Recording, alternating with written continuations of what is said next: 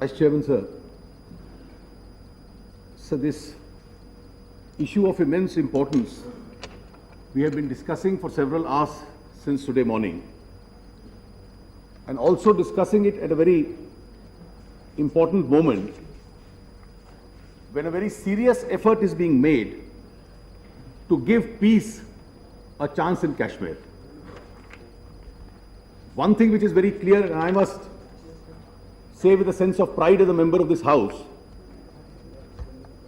that though there have been different perceptions on certain issues, it is absolutely clear to me as a member that each one of those who have spoken in the last few hours has the interest of this country foremost in his heart. Each one also has made it clear that irrespective of the different perceptions, their desire is that our security forces and different agencies must be strengthened rather than scarred. And therefore the attitude of each really has to be in that direction. Sir, the Prime Minister on 2 occasions in the last few days, after making a detailed statement, also as his response to the various issues which were raised, has spoken on this issue at length. And normally, after a debate which continued for almost a large part of one day and spilled over to the next, there was no real necessity for this issue coming up again today, but for certain reports that appeared in a section of the newspapers. We have a very independent press. We are all proud of its independence, and I give them the full right to write what they really desire to write. But every national agenda cannot really be dictated on basis of a news item here or a news item there. The only difference which has taken place between yesterday and today is really some news item in a few newspapers. And I was sitting in this house when the debate was going on, going through the news item, and if I just read 2 sentences from it, it is just possible that the militants managed to kill 33 people through indiscriminate firing. But a plausible theory is that the Poniwalas died during the cross-firing from the CRPF in the bunker set up in the adjoining Rocky Trail. I really don't know as to whether this is news, whether this is based on an analysis, or whether it is really a kind of an analysis that some writer exercising his freedom to write has been exercising.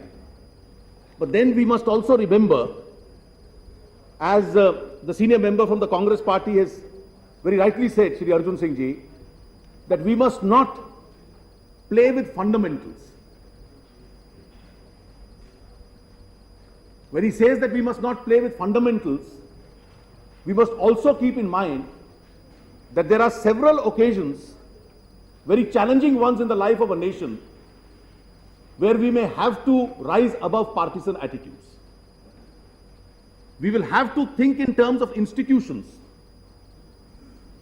Ghulam Nabi ji said, why do we think we are so weak that some Pakistani propaganda on PTV can really shake us? I agree with you. Any propaganda on PTV or any article in any newspaper really cannot unshake our resolve. But at the same time, when you are so confident, and so are we, that we are not weak, it is precisely because we are not weak that the outcome of Kargil eventually was what it was. The truth did come out. But let us also have the confidence that the systems in our country are also not unfair. And the agenda for our systems really does not have to be dictated by the Pakistani press or the Pakistani television. I remember, sir, a very similar debate taking place towards the end of the Kargil conflict. The government at that time appointed the Subramaniam Committee. And now that we have the facts behind us, The report of the Subramaniam committee did come. It was a committee of experts. It went into every aspect of the matter. It gave its report. And as the Prime Minister said yesterday, the report was made public. The action taken was announced. And various institutional checks and balances, introspections are going on within the various institutions on the strength of that report. But let us go back to the day when the Subramaniam committee was announced. Precisely the arguments which are being raised today had been raised by some of our friends even at that time. I distinctly remember answering, why have you appointed a Subramaniam committee and not a commission of inquiry under the Commission of Inquiries Act? How will the cross-examinations take place? How will the witnesses come and depose? Is it a cover-up operation by the government? Precisely the issues which you have raised today, sir, which some of the members have raised, were raised even at that time. But now we have 8 to 10 months of history behind us, the manner in which that committee functioned, the expeditious manner in which it unearthed all the facts. It pointed out to our areas of strength, areas where we could have done better, and the challenges for the future. Today, you raised, Mr. Azad, 3 questions. And you said, people will say that since there is a default purportedly mentioned by somebody in the state government, how can you have the same state government officers being a part of this inquiry committee?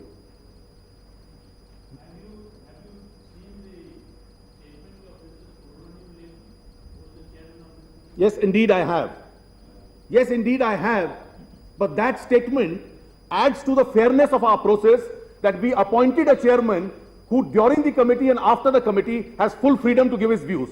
And that negates what Mr. Azad had said, that when you appoint these committees, you want to appoint people who will not, their public confidence will not be there merely because an officer of the state government is associated. You may have officers of the armed forces associated. You may have officers of the state police associated. But that is no reflection on any bias of a committee of this kind. After all, the systems as they exist in our country, what would an inquiry into the Amarnath Yatra episode really unravel? How did this whole incident take place? What were the security steps taken? What are the challenges required for the future? What are the improvements required to be kept in mind in the future? Now, these are all findings which will come out of this committee which has been appointed.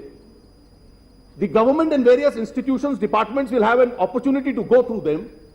But merely because you have from the armed forces, the police and other departments somebody associated, really should not shake your belief that our systems are unfair and therefore nobody really will have confidence in a report of this particular kind. You mentioned, sir, and I must give the illustration, and I repeat the illustration that we've gone through such an experience once, and there is no reason why when such recommendations do come, those responsible in the government certainly will take all steps in that particular direction. I must mention that introspection is a positive exercise. Inquiry into important events when they take place, however unfortunate they are, is a very important exercise. It gives you an opportunity to realize where improvements are required, where strengths are required. It gives you an opportunity to analyze, did something go wrong somewhere? What are the steps required to be undertaken in future? But this exercise, in every case, need not necessarily be an exercise of a judicial inquiry. When we speak in terms of a judicial inquiry, let us just see the manner in which the debate has tended to change in the last few hours or 1 or 2 days. It's a great tragedy. Somebody from across the border organizes these attacks. Pahalgam is one incident. There are several other incidents. More than 100 innocents lose their lives. It's a great challenge for our country to stand up as one, take steps and make sure that these incidents are not repeated in future. We are trying to go through a peace process. Somebody is trying to scuttle that peace process. When somebody is trying to scuttle that peace process, should we now act in panic and start saying, or start kneeling before a propaganda that maybe your own security forces have erred? The moment we start this exercise, let me tell you, it would be music to the ears of those who are ill-disposed towards this country. Therefore, an exercise which is being suggested, the only difference which has taken place is that some news items which say maybe the militants have killed them, but maybe the other possibility also does exist. I really do not know whether I can call it a news item at all. It's more like a badly written judgment of a court. When a judge is not able to make up a mind, he probabilizes both the theories and then says, well, something more requires to be done in this matter. This is precisely what I read the news item says.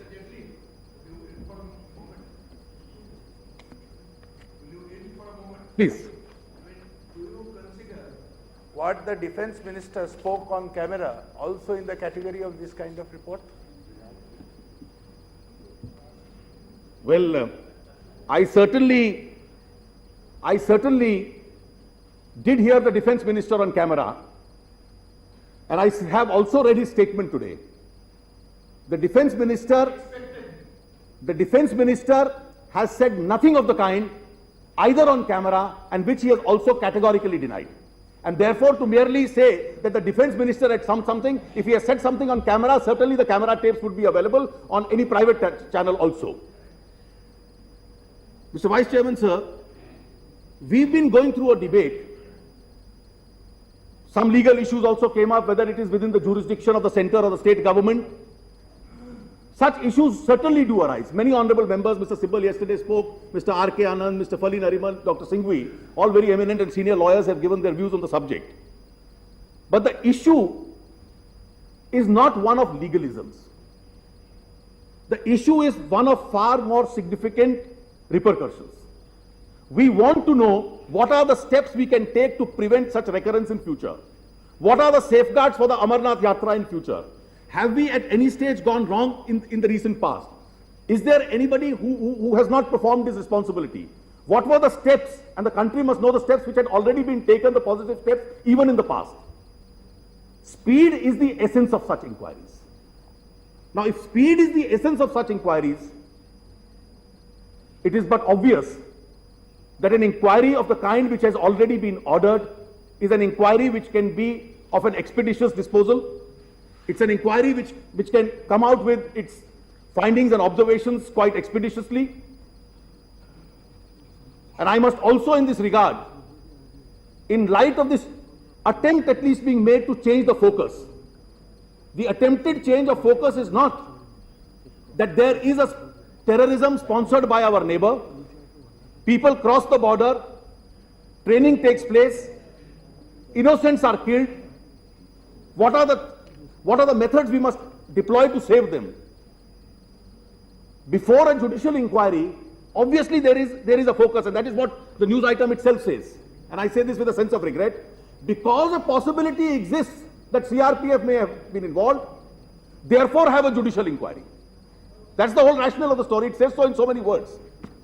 And therefore, if the purpose of the judicial inquiry is that those who are indulging in a proxy war use it as a forum to further their tactics, to demoralize and discredit our security forces, then certainly we must think twice before undertaking a process which is really not going to enable any expeditious finding of all the facts. The administrative inquiry is sufficient for that particular purpose. On the contrary, it is going to be used as a forum for collateral purpose, as the news item which started the debate today itself indicates. It's an exercise which will be counterproductive. Shri Arjun Singh ji said that we must not play with fundamentals. And one of the fundamentals in this country has always been that at the time of the proxy war, even at the time of the wars, the whole country stands one, that nothing must be done to start hair-splitting and finding faults with the security forces which are really making all the sacrifices with the country. If there are, in the past also, if there have been human rights violations, we have our domestic machinery which goes into this. We have our legislative setups which go into this. We have created the human rights commissions. We have created other institutions which go into this question. Our mechanisms are strong enough.